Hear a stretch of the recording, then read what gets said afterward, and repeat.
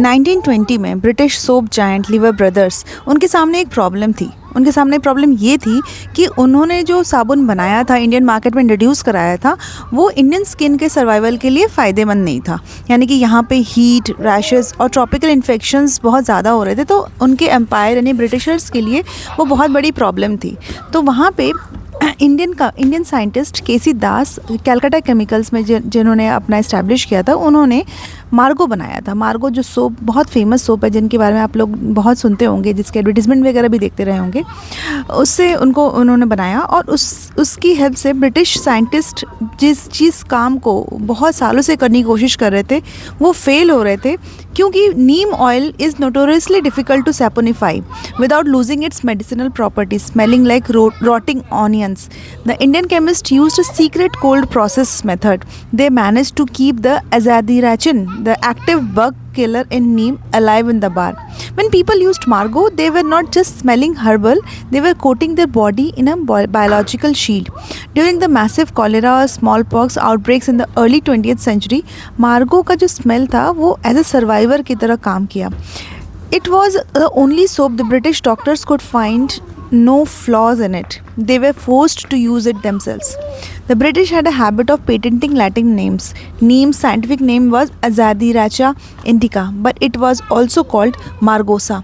तो केसी दास ने उसे शॉर्ट फॉर्म में किया और बनाया मार्गो, सो दैट कि वो साउंड करे मॉडर्न, क्रिस्प और international, tricking the British educated elite into buying peasants' remedy disguised as a high-end luxury brand. It was the first time an Indian brand sold ugliness as honesty. The green color became a silent code for Swadeshi, that is made in India. If a British officer saw a Margo bar in our house, he knew he was in the home of someone who trusted the soil more than the crown's chemicals. The British tried to replicate Margo by creating neem-scented soaps back in Manchester. They could not get the bite. Margo used pure neem oil extracted from trees in the Bengal heartland. The British eventually started buying Margo in bulk for their army canteens because the white soap were causing skin rot in the humid trenches of the northeast and Burma.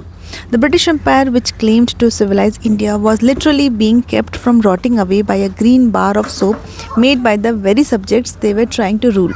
Every bar of Margo sold helped fund the Swadeshi spirit. The profits were used to train Indian chemists so that India would never have to be dependent on a British laboratory. Margo got into the most intimate parts of Indian life, their morning bath, and reminded them every single day through that sharp, bitter scent. You belong to this land. Margo was the first brand to realize that bitter is the better. While the British were selling the dream of being European, Margo was selling the reality of being Indian. Today we see neem extracts in every global skincare brand from L'Oreal to Body Shop.